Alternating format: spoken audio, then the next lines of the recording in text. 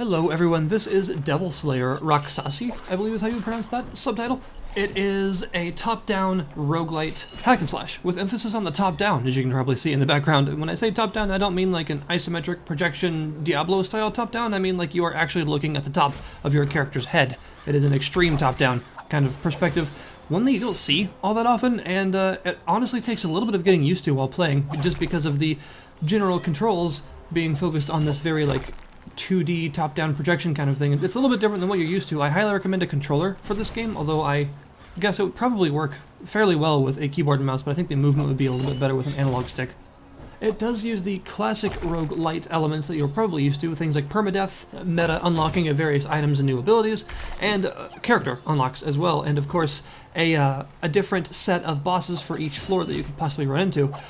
The game also, though, does a couple of things very differently. For instance, it's quite weapon-based, with the characters each having a different starting weapon, and each weapon having a different sort of moveset you can actually look at in the pause menu, and every weapon has its own sort of variant on this moveset. There are quite a few weapons already in the game, and every character can use every weapon, from what I can tell, but the kind they start with, and sometimes the kind of active skills and character upgrades that each individual can get will be focused on a specific weapon type. For instance, there is a character that can start with a sort of sledgehammer, like giant mace on a stick kind of thing, very slow but very powerful per hit damage, and her main active skill is a sort of vacuum effect that draws in a bunch of enemies in front of her, which is useful of course because it also stuns them, so it draws them into the sort of impact point of the hammer. So obviously that skill can also be useful for things like spears, because spears have a very precise hit directly in front of you, and you actually have to hit with the blade. If the stick of the spear passes by an enemy, it won't do anything to them.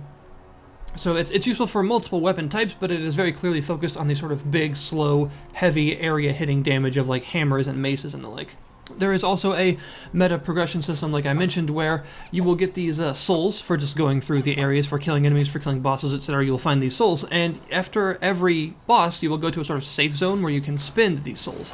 And one thing I like about the way that it does this is you can invest souls even if you don't have enough to fully unlock something. That way you don't have to lose a bunch of them when you die. If if it takes 50 souls to unlock something and you only have 30, you can invest those 30 into that particular object, and then the next run or the next time you get to that room, you can finish the other 20 to actually unlock whatever it is. So it's a useful way to actually make it to where even partial progress is still sort of important, is still recorded. And that is one thing that I feel that, as much as I love the roguelite genre as a whole, one thing I feel that it doesn't do that well oftentimes is partial progress. It's usually a case of either you unlock something fully, you do it all the way this one run, or you don't get it at all and try again next time. So I do like the system of being able to slowly work towards unlocking things, and honestly it gets pretty necessary later on because some of the later upgrades can take like 150 to 300 souls, which is going to take you a while to get. There's probably no way you're going to be actually going to the room every time with that many at once. This is going to be like a multiple point investment for you. There are also quite a wealth of things to actually spend these souls on. There are several different NPCs in this safe zone, and each NPC has a different variety of unlocks and upgrades. One will sell you what are basically just meta upgrades for the entire cast of characters. They aren't dependent on the character you're playing, they just affect everyone.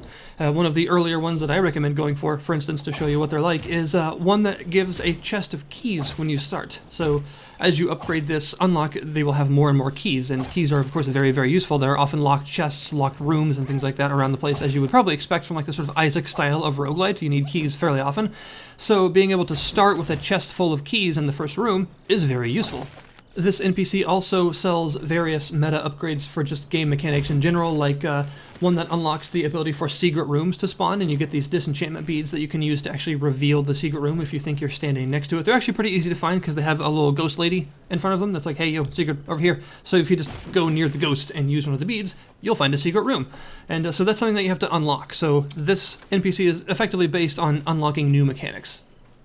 There will also be an NPC that will have a tree of unlocks dependent on the character you're playing at the time you reach the room. Each character has their own tree of like 9 or 10 unlocks that you can get for them, and some of the characters' stuff is okay, isn't too bad. Some of them are ridiculously good.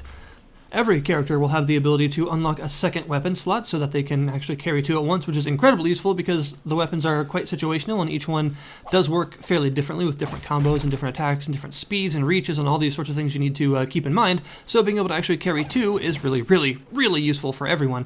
But the other upgrades for the characters will be unique to them. There is one character, my favorite so far that I've played, for instance, who will gain the ability to deal extra damage to the flank and the rear of enemies, so she has like a sort of ninja sneak attack style of thing, and also the ability to do like double damage to stunned enemies, and this does stack with the other damage bonus, which is pretty easy to, you know, go around the back of a stunned enemy since they can't move. And her actual skill is a mass stun, so it stuns everything around her for like 5 seconds or something ridiculous like that, although stun is broken on being attacked. So this makes her extremely powerful if you're able to unlock these particular abilities. In fact, so far what I've seen, her unlock tree is actually probably the most powerful of all the characters. It's very strong and gives her all sorts of unique capabilities to do a lot of locational damage and big bonus burst damage to enemies during stuns and flank attacks and things. She's very strong. As far as the actual exploration of the levels goes, the levels are the same each time. Well, they're randomly generated, they're put together differently, but I mean the theme of the levels, the actual like biome or area that you go into, is the same each time. So the first one will always be a sort of battlefield-esque area. The second one will be like the sort of end of this battlefield filled with bodies and skeletons and the like. The third one will always be a forest, and so on and so forth. So this is kind of a positive and negative for the game. It's a positive because it allows you to get used to each area and what it offers, so that you're not surprised each run with a different thing to go into. And the areas do have quite a bit of specific things about them that you need to learn, like, you know, what the individual traps of each area can be, like big geysers and flaming pits and things, and also what some of the positive effects the areas might have, like finding berries on the ground in the forest area to heal you, eating mushrooms, which can have all sorts of various effects, and other things like that. So the areas do have environmental interactions that you need to learn. So the fact that each area is going to be the same sort of biome that you go into, the same zone each time, is useful. But that also is, it kind of stifles the variety a little bit in terms of the locations. I still feel that the locations are big and varied enough to where that isn't a huge problem, and they are actually fairly well fleshed out with all of these environmental interactions and things that you can find. But to people that are used to like the Isaac way of doing things, where you have a whole bunch of different possible zones that each level could be, it doesn't do that. It's more the Enter the Gungeon style, where, you know, every level is well constructed, but it is going to be the same zone each time. So positives and negatives along with that. It's definitely a double-edged sword in terms of the like randomly generated design that people are used to when it comes to roguelites. Each area will also have its own set of enemies, although there are some enemies that will appear in multiple places, especially things like the skeletons, but each area does tend to have its own unique host of enemies. There's actually quite a lot of enemy variety already, which is fairly impressive for the fact that it's early access. And combat is definitely the main focus of the game, so enemy variety and the like is very important. So the fact that there are several enemies for each zone does make it to where they don't feel too repetitive or anything, because, well, they each have quite a lot to learn.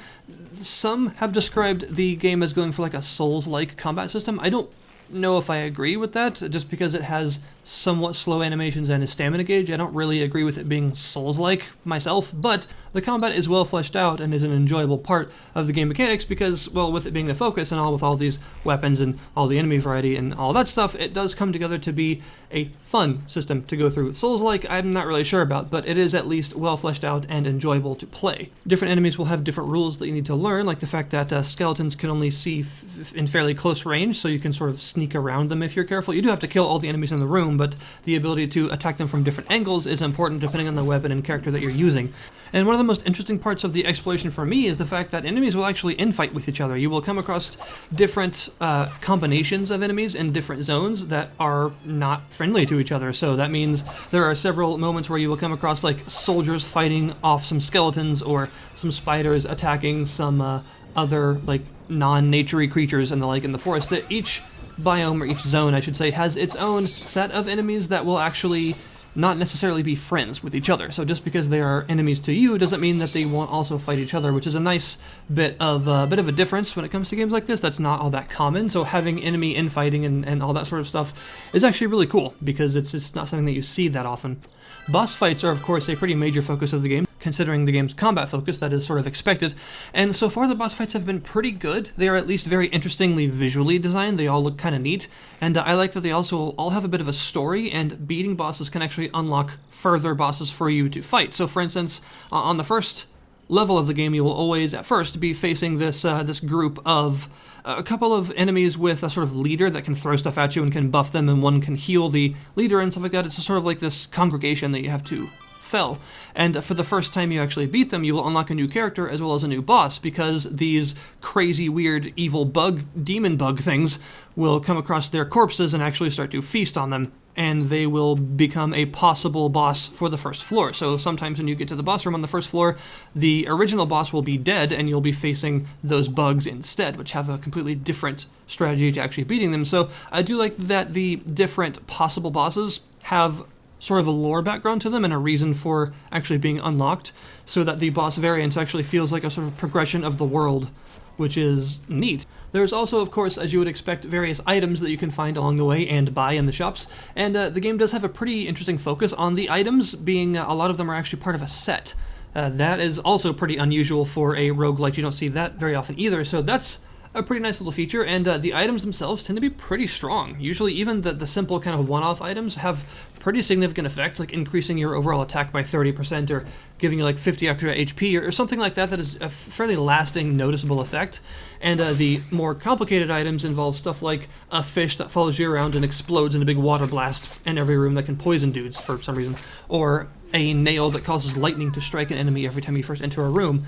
And these, as I mentioned, are often parts of sets, and as long as you have at least 4 items of a set, so these are pretty large sets, usually 4 or 5 items, they will have some sort of really significant, very powerful set effect if you have them all. So it is worth actually getting as many of them as you can, not just because of how individually powerful they are, but because the set bonuses tend to be pretty game-changing and very, very much worth having. So your item builds and your general strategies for going through a roguelite that is very item-focused, again, kind of like Isaac, they are important here, and the items are very strong and are definitely worth having. The game is quite difficult, I will say. A lot of the combat can be very punishing, and having these items and these sets is very worthwhile towards actually, surviving longer. As far as things that I feel that currently need to be worked on, given that it is early access, one of them is that I feel that your dash is it feels kind of anemic, it feels ineffectual.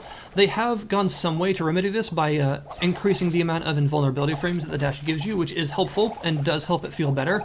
But my main problem with the dash wasn't that, it's that it doesn't move you very far. The dash barely moves you forward at all. In fact, if you notice, these footprints that I'm leaving behind, because of a fiery footprint item that I have, actually don't increase in distance when you dash, because the dash is so short that it's basically just like moving a step forward. The dash is just such a short distance, and that is, in my opinion, more of a problem than the invulnerability frames are, because it just doesn't feel like it moves you very much. If you don't move much because of a dash, then an enemy's attack is contacting you for a longer period of time, the hitbox is hitting you longer, so having more invulnerability frames isn't necessarily the only solution that I feel is necessary here. I feel like it definitely is just too short of a dash in general.